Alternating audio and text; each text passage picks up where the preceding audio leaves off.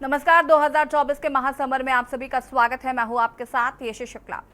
प्रधानमंत्री की आर्थिक सलाहकार परिषद की रिपोर्ट के बाद एक बार फिर देश में सियासी हलचल बढ़ गई है। इस बीच प्रियंका गांधी ने पीएम परिषद की रिपोर्ट पर सवाल उठाए हैं। वहीं विपक्ष के दूसरे नेताओं ने रिपोर्ट के समय को लेकर सवाल उठाए हैं। आपको बता दें कि प्रधानमंत्री की आर्थिक सलाहकार परिषद की रिपोर्ट में यह बात सामने आई कि 1950 से 2015 के बीच भारत में बहुसंख्यकों की आबादी में 7.8% की तेजी से गिरावट हुई है। इसके अलावा भारत के पड़ोसी देशों में बहुसंख्यक समुदाय की आबादी में वृद्धि दर्ज की गई है। एक तरफ देश में हिंदुओं की आबादी में जहां गिरावट दर्ज की गई है, तो वहीं दूसरी तरफ मुस्लिमों की आबादी में 43.15% की बढ़त दर्ज की गई है। अब रिपोर्ट आने के बाद हंगामा शुरू हो गया है। वहीं रिपोर्ट पर सवाल भी उठने शुरू हो गए हैं। मुस्लिमों की आबादी में जिस तरीके से बढ़ोतरी हुई है और साथ ही साथ हिंदुओं की आबादी की बात करें तो ये संख्या काफ़ी कम हुई है। और चूंकि केंद्र की तरफ से ये रिपोर्ट जारी की गई है, ऐसे में कहीं ना कहीं विपक्षी दल भी सवाल उठाते हुए नजर आ रहे हैं। विपक्षी दलों का साफ तौर पर कहना है कि ये जो टाइमिंग्स हैं वो चुनाव के टाइम पे जानबूझ के इस तरीके की रिपोर्ट जो है वो साझा की गई है। ये सवाल उठाए जा रहे हैं। रिपोर्ट में बहुसंख्यक आबादी की गिरावट जो है वो साफ तौर पर देखी जा रही है। 7.8% की कमी जो है वो बताई जा रही है। सलाहकार परिषद की रिपोर्ट पर अब जमकर हंगामा बचा हुआ है।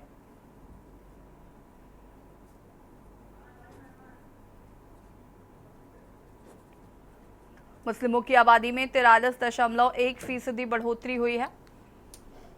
और अब जब ये रिपोर्ट आई है सामने, तो प्रियंका गांधी ने भी इस पर रिपोर्ट आने की टाइमिंग्स पर सवाल खड़े किए हैं। प्रधानमंत्री की आर्थिक सलाहकार परिषद की रिपोर्ट के बाद से देश में सियासी हलचल बढ़ गई है। इसी बीच प्रियंका गांधी ने पीएम परिषद की रिपोर्ट पर सवाल उठाए हैं। वहीं विपक्ष के दूसरे नेताओं ने रिपोर्ट के समय को लेकर सवाल उठाए हैं। प्रधानमंत्री की आर्थिक सलाहकार परिषद की रिपोर्ट में ये बात सामने आई कि 1950 से लेकर 2015 के बीच भारत में बहुसंख्यकों की आबादी में 7.8% की तेजी से गिरावट हुई। इसके अलावा भारत के पड़ोसी देशों में बहुसंख्यक समुदाय की आबादी में वृद्धि दर्ज की गई है। एक तरफ देश में हिंदुओं की आबादी में जहां गिरावट आई है, तो वहीं दूसरी तरफ मुस्लिमों की आबादी में 43.15% की बढ़त दर्ज की गई है। अब रिपोर्ट आने के बाद हंगामा शुरू हो गया है और रिपोर्ट पर सवाल भी उठने लगे हैं।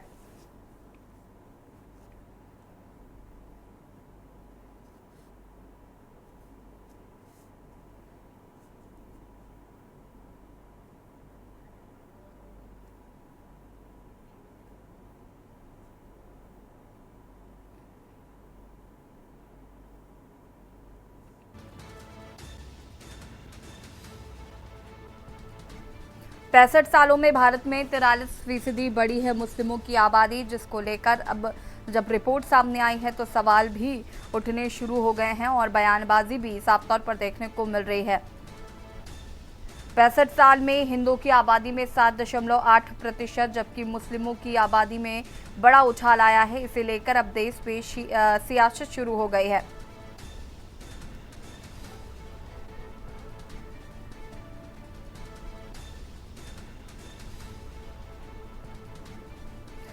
पीएम की इकोनॉमिक एडवाइजरी काउंसिल यानी कि आर्थिक सलाहकार परिषद ने कहा है कि 1950 से लेकर 2015 के दौरान देश में हिंदुओं की आबादी घटी है और मुसलमानों की बढ़ी है। सवाल है कि पीएम की एडवाइजरी काउंसिल काम क्या करती है और कौन कौन इसमें शामिल है। तो आपको बता दें कि चुनाव में हर बयान और बात में कुछ इशारे होते हैं। ऐसे में कोई रिपोर्ट आए जिसमें मुसलमानों की आबादी में बढ़ोतरी और हिंदुओं की जनसंख्या में गिरावट का दावा हो, उसको राजनीतिक दलों की ओर से आड़े हाथों लिया जाना स्वाभाविक है। तब तो और भी जब वह प्रधानमंत्री की आर्थिक सलाहकार परिषद की तरफ से आई हुई स्टडी हो। इस सरकारी पैनल की रिपोर्ट में दावा किया गया है कि 1950 में हिंदुओं की आबादी 84.68% थी, जो कि साल 2015 में घटकर 78.6% हो गई है। वहीं दूसरी ओर मुसलमानों की संख्या 5% की बढ़ोतरी हुई है। सवाल है कि राजनीतिक तौर पर काफी अहम समय में ये रिपोर्ट जारी करने वाली पीएम की एडवाइजरी काउंसिल है क्या और इसके सदस्य कौन कौन है। तो बता दें कि जैसा कि नाम से स्पष्ट है कि प्रधानमंत्री की आर्थिक सलाहकार परिषद का गठन मुख्य तौर पर प्रधानमंत्री को आर्थिक और दूसरे जरूरी मुद्दों पर सलाह देने के लिए किया गया था।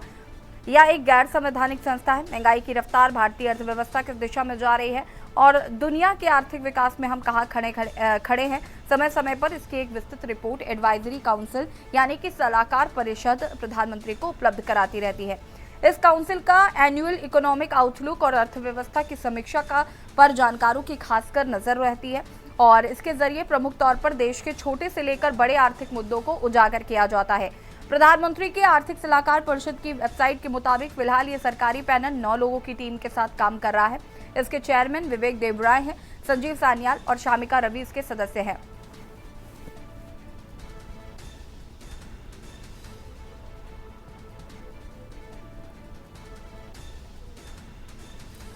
बता दें आपको कि पीएम की इकोनॉमिक एडवाइजरी काउंसिल यानी कि आर्थिक सलाहकार परिषद ने कहा है कि 1950 से 2015 के दौरान देश में हिंदुओं की आबादी घटी है और मुसलमानों की बढ़ी है। सवाल है कि पीएम की एडवाइजरी काउंसिल काम क्या करती है और कौन कौन इसमें शामिल है। तो हमने आपको बताया चुनाव में हर बयान और बात के कुछ इशारे होते हैं। ऐसे में कोई रिपोर्ट अगर सामने आई जिसमें मुसलमानों की आबादी में बढ़ोतरी और हिंदुओं की जनसंख्या में गिरावट का दावा हो, उसको राजनीतिक दलों की ओर से आड़े हाथों लिया जाना स्वाभाविक है। और ये बात अगर प्रधानमंत्री द्वारा कही गई हो और उस तरफ से स्टडी की गई हो, तो जिस तरीके से सवाल है कि राजनीतिक तौर पर काफ़ी अहम समय में ये रिपोर्ट जारी करने वाली पीएम की एडवाइजरी काउंसिल है।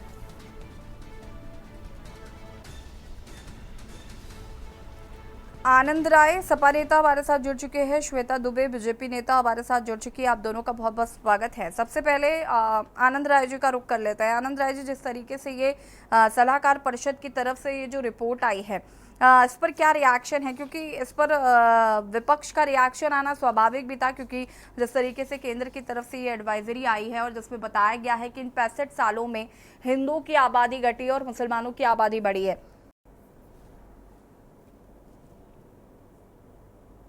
इस सर्वप्रथम यही कहना चाहता हूँ कि देश में चुनाव का माहौल और प्रधानमंत्री नरेंद्र मोदी जी देश का चुनाव का माहौल बिगाड़ना चाहते हैं। मैं इनसे पूछना चाहता हूँ 10 साल में बेरोजगारी कितनी बढ़ी, 10 साल में महंगाई कितनी बढ़ी, इसका आंकड़ा क्यों नहीं दे रहे हैं?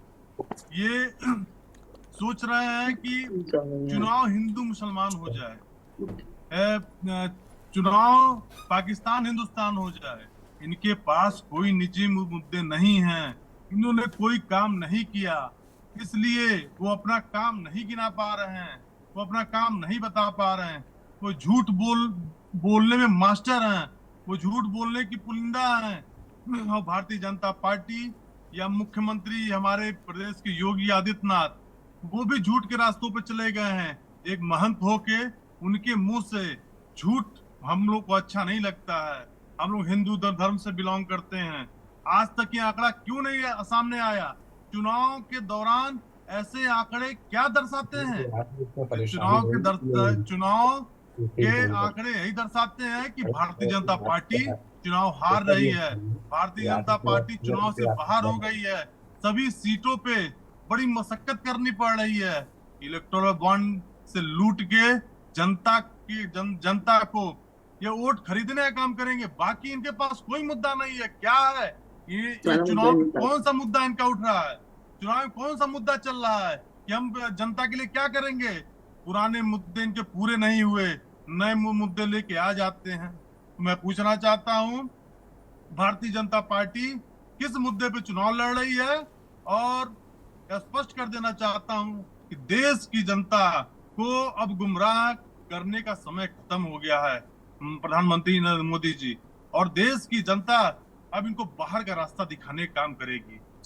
पर जी ठीक है, श्वेता जी हमारे साथ जुड़ी हुई हैं। श्वेता जी, जिस तरीके से अभी आनंद जी कह रहे थे कि आपके पास कोई मुद्दे नहीं बचे हैं, हिंदू मुसलमान की राजनीति करना चाहते हैं, हिंदुस्तान पाकिस्तान की राजनीति करना चाहते हैं, यही बड़ी वजह है कि इस समय पर ये रिपोर्ट लाई गई है। देखिए, समय जरूर चुनाव का हो सकता है, लेकिन चुनाव भी तो देश के लिए ही हो रहे हैं। सारी पार्टियां दावा करती हैं कि हम देश के लिए ही सब कुछ कर रहे हैं, लेकिन इनका दिमाग चुनाव से हट ही नहीं पा रहा है। और हिंदुस्तान पाकिस्तान से क्या मतलब है? पाकिस्तान से हमारा चुनाव से क्या लेना देना?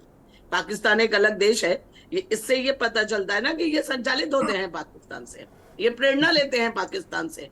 इनकी विध्वंसकारी नीति है। ये देश और राष्ट्र प्रेम के बारे में इनके कोई विचार नहीं है। इनको सिर्फ चुनाव और उसी की बात करनी है। भाई साहब, हम लोग कौन सी बात पे झूठे हैं और हमने क्या नहीं किया है, जरा आप इसका जवाब दें। हाँ, जवाब और दे- पहले सुन जवाब लीजिए दूंगा। फिर जवाब दीजिएगा। जवाब पहले दूंगा। सुन लीजिए, पहले सुन लीजिए फिर जवाब दीजिएगा भाई साहब। और आपने बताया बेरोजगारी। भाई साहब, जब जनसंख्या बहुत ज्यादा हो जाएगी, सीमा से ज्यादा हो जाएगी, तो सबको रोजगार मुहैया कराना कहाँ तक संभव हो पाएगा? जरा दिमाग का उपयोग कीजिए, राजनीति वजनीति हटा दीजिए, एक सामान्य व्यक्ति के उससे सोचिए। और रही बात, जवाब दूंगा। जनसंख्या अभी भी हमारी बहुत ज्यादा है, लेकिन एक जाति विशेष, एक धर्म विशेष की जनसंख्या बढ़ना ये किसी चीज का सूचक है। लेकिन आपको नहीं लगेगा, क्योंकि आपको तो तुष्टीकरण की राजनीति करनी है। आपको सिर्फ पार्टी के बारे में सोचना है। आपको देश हित राष्ट्र हित के बारे में सोचना ही कहाँ है? आपके लिए ये मुद्दे गौड़ हैं। आपके लिए देश नहीं है, देश के बारे में कुछ नहीं सोचना है। आपको केवल मोदी हटाओ, मोदी विरोध आपका एजेंडा है। प्रधानमंत्री जी आपके विरोध नहीं तो निशाने श्वेता पर हैं। जी, मुझे ये देश का बताइए, अगर विकास चुनाव कैसे के हो, ये बीच नहीं में है आपके अगर निशाने पर। चुनाव के बीच में ऐसी रिपोर्ट आएगी तो क्या सवाल नहीं उठेंगे? तो क्या आपसे जवाब देखिए, रिपोर्ट चुनाव की के बीच अपेक्षा में नहीं आई की है, जाएगी? ये वो हो सकता है, कोई इंसिडेंट भी हो सकता है, लेकिन जो रिपोर्ट बता रही है वो हाँ, आंकड़े सवाल तो यही है चिंताजनक ना है। कि विपक्ष हमें आपसे यही रिपोर्ट पूछ के रहा है कि आंकड़ों पर ऐसे ध्यान ऐसे देना चाहिए कि इत्तेफाक रिपोर्ट की ऐसे टाइमिंग पर इत्तेफाक ध्यान भारतीय देना जनता चाहिए। पार्टी के साथ ही क्यों होते हैं? ऐसे ऐसे इत्तेफाक आपके साथ ही क्यों हो रहा है? ऐसे इत्तेफाक हमारे साथ इसलिए हो रहे हैं क्योंकि हम सबका साथ, सबका विकास और सबके विश्वास को लेके चल रहे हैं। हम तुष्टीकरण परिवारवाद की राजनीति नहीं कर रहे हैं। आज तक इस देश में तुष्टीकरण की रुकिएगा राजनीति आनंद हुई जी। है। एक धर्म विशेष को विशेष दर्जा दिया गया है। हमारे पूर्व प्रधानमंत्री मनमोहन सिंह ने कहा था कि इस देश के संसाधनों पे सबसे पहला अधिकार अल्पसंख्यक समाज का है, जो अब अल्पसंख्यक रह ही नहीं गया है। बहुसंख्यक समाज अल्पसंख्यकता की ओर बढ़ता चला जा रहा है। ये एक चिंताजनक विषय है, इस पर किसी का ध्यान नहीं जा रहा है। सारे लोग परेशान है कि टाइमिंग क्या है, टाइमिंग क्या है। वाह, नहीं श्वेता जी, मैं इसके बाद इसी पर आ रही थी। इसके बाद हम इस पर ही बातचीत करेंगे कि ये भी चिंता का ही विषय है। कृष्णा पंडित जी हमारे साथ जुड़ चुके हैं, वरिष्ठ पत्रकार हैं। कृष्णा पंडित जी, आपका भी बहुत बहुत स्वागत है।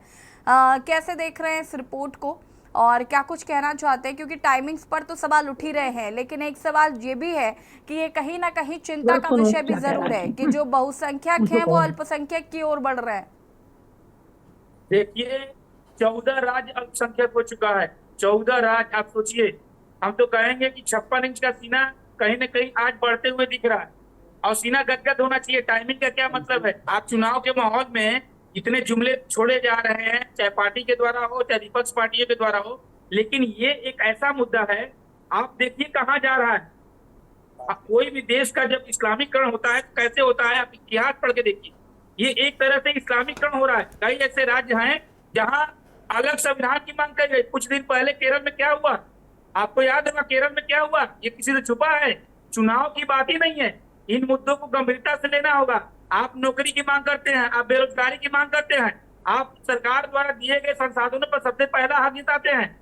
क्या गरीब है सवर्णों का, उनका क्या कसूर है कि वो उन संसाधनों पर अपना हक नहीं ले पाते हैं? आज जनरल का बच्चा 90 नंबर ना करके वो पीछे खड़ा हो जा रहा है। आज 0 मार्क्स से ST SC के लोग जाकर के आगे एडमिशन और आरक्षण का फायदा लेकर के एडमिशन, सोचिए BHU जैसे संस्थान में जो पढ़ने का एक बहुत बड़ा मंदिर होता है, जहाँ सबको बराबर का अधिकार मिलना चाहिए, वहां भी आरक्षण, वहां भी ये संसाधनों का प्रयोग।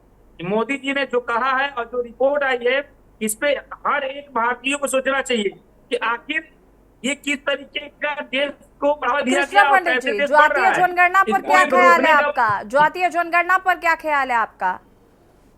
देखिए, मेरा तो ये ख्याल है, जातीय जनगणना जिस तरीके से लोगों ने चुनाव के पहले राजनीतिकरण में सौदा करके उसको अपने पक्ष में लाने की कोशिश किया, एक मेरा सुझाव है कि वक्फ बोर्ड, आप देखी होंगी कुछ दिन पहले का रिपोर्ट के वक्फ बोर्ड के पास इतनी प्रॉपर्टी है, तो क्यों ना जातीय जनगणना के आधार पर वक्फ बोर्ड की सारी संपत्तियों को बांटकर लोगों को दे दिया जाए। ये भारत है। भारत जो है एकता में एकता के विषय है, और निश्चित रूप से आज जिस तरीके की चीजें चल रही हैं, आप देखिए केरल में एक अलग संविधान की मांग की गई भारत देश में। आप जम्मू कश्मीर, अगर ये मोदी सरकार न होती तो 370 प्रधानमंत्री एक शब्द बोलने की मादा नहीं रखते थे। यही मोदी जी हैं जिन्होंने 370 किया। आज वहां भारत का संविधान और चुनाव हो रहा है जम्मू कश्मीर में। चुनाव हो रहा है, भारत का हर नागरिक जम्मू कश्मीर जा रहा है, ये किसकी वजह से है? ये भारत सरकार वर्तमान में चल रही सरकार की वजह से। मैं कोई चीज वो नहीं कर रहा, लेकिन जो सच्चाई है उसको बोलना होगा, जो सच्चाई है लोगों को बताना होगा। जो सरकार ने विकास के काम किया है, चाहे किसी भी विभाग में चले जाइए आप, रेलवे हो गया, रोड ट्रांसपोर्टेशन का काम हो गया, रोड का, हम लोग तो देख रहे हैं ना, हर विभाग में एक भ्रष्टाचार का पैमाना कहीं न कहीं कम हुआ है, खत्म नहीं हुआ है, लेकिन कम हुआ है। उसको रोकने की पुरजोर कोशिश की जा रही है। और निश्चित तौर पर तीसरी बार मोदी जी ने सबको आगाह किया है कि चाहे भारतीय जनता पार्टी के लोग हों, चाहे अन्य दल के लोग हों, लेकिन उनका अगर कहीं भ्रष्टाचार खुलता है तो उनकी एक ही सजा होगी, उनको सलाखों के पीछे धकेला जाएगा। और देखिए, जब भी सुधार लाना होता है ना, तो बड़े फैसले लेने होते हैं, छोटे मोटे फैसले से कभी सुधार नहीं लाया जा सकता। यही कश्मीर है कि कई करोड़ रुपए एक अलगाववादी के ऊपर खर्च किए जाते थे। गिलानी जैसे लोगों के ऊपर पता नहीं सरकार कितनी सुरक्षा देती थी। आज देखिए क्या उनकी स्थिति है, पत्थरबाजियों में क्या हाल है, हमारे आर्मी के ऊपर कितना ज्यादा अत्याचार लोग करते थे। तो ये सब कहाँ से लाया गया, कैसे बदलाव लाया गया? इन लोगों के द्वारा, लोगों के वोट के द्वारा जो उनको ताकत मिली, उसी ताकत का प्रयोग करके उन्होंने कुछ किया है। आज विश्व में उनकी चर्चा है, हमारे देश की एक विशेष पहचान बनी है, तो हम इससे इग्नोर नहीं कर सकते। एक जुमला देना मंच से ये है वो है, लेकिन मोदी जी का व्यक्तित्व स्वर्णिम युग के शुरुआत का एक शानदार व्यक्तित्व है और भारत के प्रथम पुत्र के रूप में मोदी जी ने अपना नाम स्थापित किया है और हर भारतीय को गर्व है। निश्चित तौर पर आज इस तरीके का माहौल बना हुआ है। कृष्णा बंदर जी, चाह तो नहीं कर सकते, वापस आते हैं, जरूर जा रहा है। ठीक है, श्वेता जी को काफी खुशी हुई है ये सब सुनकर। डॉक्टर चारू मेहरोत्रा जी हमारे साथ जुड़ चुके हैं, कांग्रेस प्रवक्ता, कांग्रेस की नेता हैं। बहुत बहुत स्वागत है चारू जी आपका। कैसे देख रहे हैं इस रिपोर्ट को? और सवाल उठ रहे हैं टाइमिंग्स पर भी, हालांकि ये चिंता का भी विषय है, इस ओर किसी ने ध्यान नहीं दिया कि जो बहुसंख्यक है वही अल्पसंख्यक होते नजर आ रहे हैं। अनम्यूट कीजिएगा चारू जी। सोचने वाली है कि इस समय ऐसे ही क्या आवश्यकता पड़ी कि चुनाव का ये चल रहा है दौर, और इसमें प्रधानमंत्री जी का इस प्रकार के बयान आते हैं। और मैं भी हिंदू हूँ, ऐसा नहीं है कि मैं अगर निष्पक्ष रूप से बात कहूँ तो मैं शायद देशद्रोही कहलाऊं, या मुझे कहा जाए कि आप दूसरी पार्टी को ज्यादा सपोर्ट करते हैं, ऐसा भी नहीं है। लेकिन एक भारत के नागरिक होने के नाते मेरा ये मानना है कि जो 80% आबादी है उस पर हमारे प्रधानमंत्री जी का ध्यान क्यों नहीं जाता है, उनकी सुविधाओं के बारे में क्यों नहीं करते हैं बात। और जो भी आंकड़े या जो भी बात अभी मेरे से पहले प्रवक्ता जी कह रहे थे, तो मैं उनसे इतनी सी बात कहना चाहूंगी कि उसी क्षेत्र और उसी पेरिफेरी के हम लोग भी हैं, हम लोग भी काम करते हैं और समाज में हम लोग के भी संपर्क रहते हैं। लेकिन जितनी बातें वो कह रहे थे उसमें से 50% भी मुझे सही नहीं लगती। वो कहते हैं रेलवे की बात करते हैं, तो रेलवे की ट्रेन की बात देख लीजिए आप कि 11-11 घंटे 12-12 घंटे ट्रेन लेट चल रही हैं आजकल। अगर ये बरेली के रहने वाले तो अखबार पढ़ते होंगे, और सभी अखबारों में प्राथमिकता से ये बात आती है, जनसंख्या बढ़ रही है। ये बात अलग है कि कौन सी बढ़ रही है, इनके हिसाब से, इनके आर्थिक सलाहकार के हिसाब से, क्योंकि जो डेटा दिए गए हैं वो और कहीं नहीं है, केवल प्रधानमंत्री जी के आर्थिक सलाहकार परिषद के द्वारा दिए गए। तो ट्रेनें, उसमें अभी तक डिब्बे क्यों नहीं बढ़ाए गए? और जो सुविधाएं ट्रेनों में दी गई हैं वो एलीट क्लास के लिए हैं भाई साहब, आम लोगों की सुविधाओं को ध्यान में नहीं रखा गया है। ना तो जनरल के डिब्बे बढ़े हैं और ना ही पैसों के टिकट में कोई गिरावट आई है। जो भी सुविधाएं दी गई हैं उसके लिए आपको पे करना पड़ेगा। ट्रेन के टिकट, अगर हम वंदे भारत या और ट्रेन की बात करते हैं तो वहां पर भी टिकट जो है वो हवाई जहाज के मुकाबले में ही है।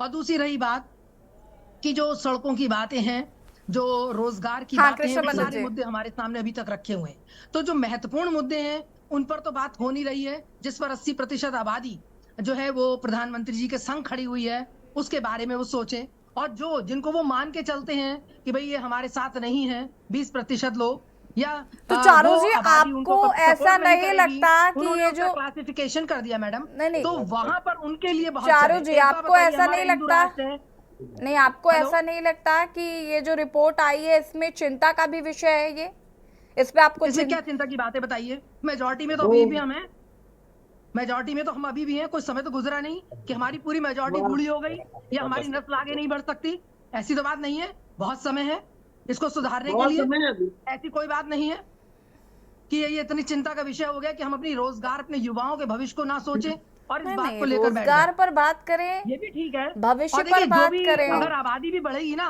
तो मैं एक बात कहती हूँ, उसका भी एक प्रकृति ने निश्चित टाइम दिया है। अगर कोई जन्म भी लेगा तो उसके लिए निश्चित टाइम है ना? तो उसके लिए हमारे पास सोचने के लिए समय है, हम उन चीजों को कर सकते हैं, अपनी आबादी को बढ़ा सकते हैं। लेकिन इस समय मुद्दा ये है कि जो हमारी आबादी बढ़ी हुई है, जो हमारे नौजवान हैं, उनके लिए प्रधानमंत्री जी क्या जी आप समझ रहे हैं कि आप क्या कह रहे हैं? मुद्दा बना के शुरू से ये रखा गया आप है। समझ रहे हैं कि आप क्या कह रहे हैं? बातें कर लो। ठीक है कृष्णा पंडित जी, कृष्णा पंडित जी अपनी बात को पूरा करिए, उसके बाद आनंद राय जी मैं आपके पास आते हैं। सबसे पहले मैं ये बताना चाहूंगा कि जो मैडम ये कह रही हैं, असल में देखिए है क्या, ये कहाँ से उत्पन्न हुआ, कहाँ से लाया गया, किसने प्रोजेक्ट किया, उनके पीछे ये लोग हैं। आप देखिए, सच्चाई सबको बुरा लगती, कहते हैं ना, सच्चाई छुप नहीं सकती बनावट की वसूलों से, खुशबू आ नहीं सकती कहीं कागज के फूलों से। किसने ये प्रोजेक्ट किया? सारे अल्पसंख्यक संसाधनों का भरपूर प्रयोग, संविधान को 6 बार परिवर्तन किया गया, इनके सरकार ने किया, कांग्रेस सरकार ने किया, और दर्जा दिलाने के लिए न जाने कितनी बार इन लोगों ने जोरदार प्रयास किया संसद भवन में। तो आज इनको इसका कोई प्रभाव नहीं पड़ेगा कि हमारे देश में कौन कितना फायदा ले रहा है। आज सोचिए, जो सवर्ण वर्ग है कहाँ है, उसको क्या दिया गया? एक अल्पसंख्यक है, उसको कितना संसाधन दिया गया, कितनी छूट दी गई, उसको कितना लाभ दिया गया, और वो कर क्या रहा है देश के लिए? देश के लिए पैदा क्या कर रहा है? अलगाववाद, आतंकवाद और चोर। 10 सालों के बाद अब पता चली, इलेक्शन के समय ही पता चला। क्यों 10 साल? किस बात का 10 साल? आप 70 साल सरकार में थे, आपने क्यों नहीं सोचा? आपने क्यों नहीं सोचा? क्यों किसी एक सरकार ने इसका ठेका ले रखा है क्या? किसी एक सरकार ने ठेका ले रखा है क्या? आप लोग पैदा करते दबाएगा क्या सरकार? देखिए, ये भारत देश है, हर संसाधन से सबका आप होना चाहिए, लेकिन आप लोगों ने जो भारत में पैदा किया, वही आप वही लोग हैं जो एक आतंकवादी को सुरक्षा देने। आनंद राय जी ठीक है, रुक जाइए। चारू जी और कृष्णा पंडित जी होल्ड ऑन प्लीज। चारू जी और कृष्णा पंडित जी एक एक करके या तो बोलिए प्लीज। गलत बात कर रहे हैं। आपकी सरकार में क्या रोजगार नहीं, रुक जाए कृष्णा पंडित जी, कृष्णा पंडित जी होल्ड ऑन प्लीज। उस पैमाने के आधार पर रोजगार दिया जाता है। कृष्णा पंडित जी प्लीज। आनंद राय जी आप ही पता कर लीजिएगा कि और आपको जानकारी नहीं है कि कितने नए ट्रेन का संचालन किया गया? आपको जानकारी नहीं है? किसी भी स्टेशन पे चले जाइए, किसी भी स्टेशन में चले जाइए, वहाँ सुख सुविधा और सफाई का। आनंद राय जी आप अपनी बात को पूरा करिए प्लीज। चारू मेहरोत्रा जी और कृष्णा पंडित जी प्लीज रुक जाइए। भरने के बारे में कई सारी नई ट्रेनों का दोनों लोगों को म्यूट करिए प्लीज। आम और वरिष्ठ नागरिकों क्या लेंगे आप? पूरे जिंदगी भर की आदमी की नौकरी की। म्यूट करिए इन लोगों को। जी जी अभी मैडम कह रही थी श्वेता जी कि हमने कौन सा झूठ बोला। पहली बात मैं तुमको बता दूं, सिलेंडर लेके स्मृति ईरानी जी छाती पे घूमती थी, कहती थी 400 रुपए का सिलेंडर 350 का महंगा है। भैया सिलेंडर के लिए सुबह से लाइन नहीं लगानी पड़ती है, कि पूरा परिवार लगता था तब एक सिलेंडर मिलता था। और भाई साहब आपका मकान होगा, उसकी कीमत बढ़ी है कि घटी है? मकान की जमीन की कीमत बढ़ेगी, लेकिन बस एक ही बात कि बस अपने घर में सजा के रख लो ड्राइंग रूम में कि हमारे घर में सिलेंडर है। गरीब आदमी को तुमने दिया तो आप नहीं बोले तो अच्छा रहे। कांग्रेस प्रवक्ता, आपके पास अभी बहुत समय है, आप इंतजार करें। आपके पास भी समय है, अब आप कहेंगी तो उसका जवाब आपको मिलेगा। आप लोग रुक जाइए, एक एक करके बात करिए please. Maintain the decorum of the debate. बहुत बढ़िया। श्वेता दुबे जी और चारू मेहरोत्रा जी आप दोनों से मेरा निवेदन है, maintain the decorum of the debate please. इस तरीके से नहीं हो पाएगा। आनंद राय जी को सुन लीजिए पहले। अपनी बारी में अपनी बारी जब कोई बोलिएगा। जवाब ना मिले तो बस यही कहने लगो, रटे रटाए डायलॉग सिखा दिए गए हैं। आनंद राय जी अपनी बात को पूरा करिए प्लीज। आम आदमी की तरह यही बोलना शुरू कर दो। जब कोई तर्क ना हो तो यही देना शुरू कर दो। विषय क्या है, आप बोल क्या रही हैं? श्वेता जी आप मुझे सुन पा रही हैं या नहीं? श्वेता जी आप मुझे सुन पा रही हैं या नहीं? प्लीज थोड़ा सा रुक जाइए। आनंद जी जी जी तुम महंगाई पे आए थे, ये महंगाई पे तो 70 रुपए का पेट्रोल। आनंद राय जी एक सेकेंड रुक जाइए। श्वेता जी अच्छा रुक जाइए। मैं समझ रही हूँ कि आपके अंदर का वो भाजपा जाग रहा है, लेकिन रुकिए थोड़ा, पेशेंस रखिए। तुम महंगाई के मुद्दे पे आए थे और 400 रुपए का सिलेंडर 1200 रुपए कर दिया। ₹35 का पेट्रोल देने की बात कह रहे थे तो 100 अरे आनंद जी अभी समझिए ना, ये मसला नहीं है। हम इस पर तो विपक्ष बात कर ही रहा है। आप मुझे बताइए, इस पर तो विपक्ष बात कर ही रहा है ना। रोजगार, बेरोजगारी पर आप बात कर रहे हैं, शिक्षा पर आप बात कर रहे हैं, स्वास्थ्य पर आप बात कर रहे हैं, ठीक बात है। लेकिन आज ये जो रिपोर्ट है, मैं कह रही हूं आपको टाइमिंग्स पर भी सवाल उठाने, तो आप टाइमिंग्स पर सवाल उठाइए, लेकिन ये समझने की तो कोशिश करिए कि ये स्थिति हुई कैसे। क्या ये चिंता का विषय नहीं है? जो सवाल पूछे उनको जवाब दे रहा हूं मैं। आनंद जी, मैं एंकर हूं, मैं जो सवाल पूछ रही हूँ उसका जवाब दे देंगे आप? बड़ी कृपा होगी आपकी, बड़ी मेहरबानी होगी। ये भी चुनावी जुमला है, मैं आपको बता दूं। ये जो आंकड़े कहाँ हैं, ये सब फर्जी आंकड़े हैं। मैं आपसे बता देना चाहता हूँ, प्रधानमंत्री मोदी के घर से निकले आंकड़े हैं, मैं इसको नहीं मानता हूँ। और मैं बेरोजगारी की बात मैं कर रहा हूँ, ये कह रहे थे कि हर साल 2 करोड़ नौकरी देंगे। अभी कह रहे मैं क्या झूठ बोला? आपने झूठ बोला, नौजवानों के साथ आपने घात किया है। आपको ये जनता सबक सिखाएगी। आप राष्ट्रवाद की बात कर रहे थे पत्रकार महोदय, राष्ट्रवाद की। पुलवामा में जवानों का आपने हत्या किया है, भारतीय जनता पार्टी उसकी हत्यारी है। सतपाल मलिक वहां पे राज्यपाल थे, उन्होंने स्पष्टीकरण किया। मैंने प्रधानमंत्री मोदी से बात किया और उन्होंने कहा कि जिस मलिक की बात आप कर रहे हैं महोदय, वो मलिक वहां तलवे चाट रहे थे, वो तलवे चाट रहे थे। जब उनकी सुविधा छीन ली गई तो उसको बगावत की बू आ गई। आप थोड़ी जानकारी अपनी बढ़ा लीजिए। उन्होंने कब ये बयान दिया? जब उनको वहां से, जब उनके संसाधन छीन लिए गए तब वो ये लेकर आए। उससे पहले कहाँ सो रहे थे क्या? उसी पार्टी के सरमुखा छोड़ रहे थे वो वहां पर बैठ करके, और उनके पास अधिकार थे, क्यों नहीं उनका प्रयोग किया? देखिए ये सब जुमलेबाजी आपको नहीं। हम लोग कड़वी सच्चाई, भारतीय जनता पार्टी के एजेंट हैं। सुनिए, कड़वी सच्चाई लेकर आते हैं, कभी किसी की दरकार नहीं होती, न चेहरा देखकर बात करते हैं, सिर्फ सच बोलते हैं और सच लिखते हैं। और यही हकीकत है कि आप लोगों का एजेंडा पूरी तरीके से सफल हो रहा है। आप अपनी नीति नहीं बदलेंगे तो आप सब सफा हो जाएंगे। चलिए ठीक है, चर्चा को आगे बढ़ाएंगे। आप सभी हमारे साथ बने रहिए। 2024 के महासमर में आज हम बात कर रहे हैं जिस तरीके से केंद्र की तरफ से एक रिपोर्ट जारी की गई है सलाहकार परिषद की तरफ से, जिसमें कहा गया है कि हिंदुओं की संख्या 2015 तक यानी कि 65 सालों का जो एक आंकड़ा है उसके मुताबिक हिंदुओं की संख्या घटी है, मुस्लिमों की संख्या में इजाफा हुआ है। अब जिस तरीके से ये 2024 के लोकसभा चुनाव के टाइम पर ये रिपोर्ट आई है, उससे कहीं ना कहीं विपक्ष बौखला गया है। विपक्ष की अलग प्रतिक्रिया आ रही है। विपक्ष इस पर कह रहा है, टाइमिंग्स पर सवाल उठा रहा है, इस रिपोर्ट को मानने से इनकार कर रहा है। ये तमाम चीजें फिलहाल देखने को मिल रही हैं। तो वहीं सत्ता पक्ष का मानना है कि ये चिंता का विषय है और हमें इस पर चिंता करनी चाहिए। आज हम इसी पर चर्चा कर रहे हैं। मेहमान हमारे साथ लगातार बने हुए हैं। श्वेता दुबे जी, अपनी बात को पूरा करिए प्लीज। कि सिर्फ भाजपा, श्वेता जी आप अपनी बात पूरी करें, उससे पहले मैं एक बात कह देना चाहती हूँ सभी पैनलिस्ट से कि कृपया करके एक एक करके धीरज के साथ सबकी बातें सुने, बीच में इंटरप्ट करने से कुछ नहीं होगा। श्वेता जी कंटिन्यू करें। जी, ये देखिए, जनसंख्या का मामला चाहे सपा हो, चाहे कांग्रेस हो, या कोई भी भारत का जनसामान्य नागरिक हो, उसके लिए उतनी ही महत्वपूर्ण है। ये कोई राजनीतिक स्टंट नहीं, चुनावी मुद्दा नहीं है, ये हम सबके लिए एक चिंताजनक विषय है और इसके विषय में हमको सोचना पड़ेगा। क्योंकि जितनी भी समस्याएं हैं, स्वास्थ्य, शिक्षा, रोजगार, सब कुछ अन्योन्याश्रित संबंध है इनका जनसंख्या से। ये तो हुई एक वैसी बात। और मैं एक चीज बता देना चाहती हूँ, ये मेरे सम्मानित कांग्रेस और सपा के शायद प्रवक्ताओं को नहीं पता होगा कि जिस दर से हमारे भारत में मुस्लिम आबादी बढ़ी है 40%, और उसी तरह पाकिस्तान जो कि एक मुस्लिम देश है और धर्म के आधार पर ही बंटवारा हुआ था, जब वहां बंटवारा हुआ था तब उनकी आबादी और आज तक की आबादी में 13% वृद्धि हुई है केवल, और हमारे यहाँ वृद्धि हुई है 40%। चारू मेहरोत्रा जी, एक चीज मैं और बताना चाहूंगी, पाकिस्तान में आजादी के समय जो हिंदू जनसंख्या थी वो 13% थी, जो 10% थी, अब वो घट के सिर्फ 2% रह गई है। तो क्या ये सब चिंताजनक विषय नहीं है?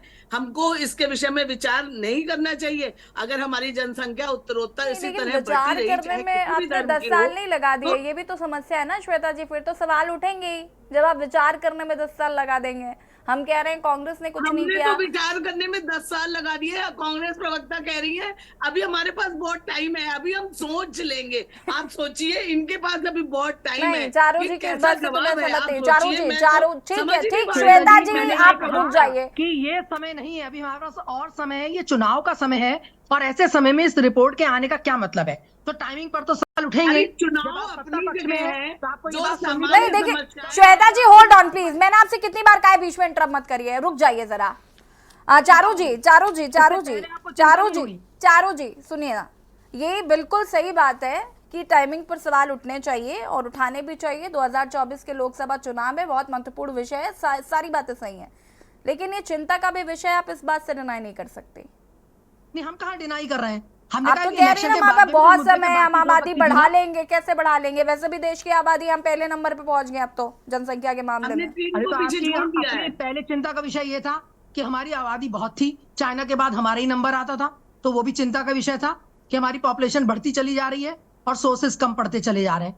तब उस पर हम लोगों ने एक स्ट्रेटेजिकली काम किया, परिवार नियोजन लाया गया और उस पर काम हुआ, और हम लोग एक उसमें आए कि हमारी जो रिसोर्सेज हैं जिनमें हम अपनी जनता का आनंद जी अच्छी तरह रुक से जाइए, देखभाल कर आते हैं, सकते हैं, इसके बाद लोगों आते को अपॉर्चुनिटीज उसमें ज्यादा मिल पाए, फैसिलिटीज ज्यादा मिल पाए, इसके लिए भी काम क्या किया किया गया। आपने? रोजगार क्या की, किया? अरे आप फैमिली प्लानिंग नहीं काम किया किया, आपने? आपके कितने बच्चे हैं? काम किए, तभी तो बढ़ रहा और है। किसने तभी तो करा ये ये? कौन रिपोर्ट लेकर आई आया है। Family planning?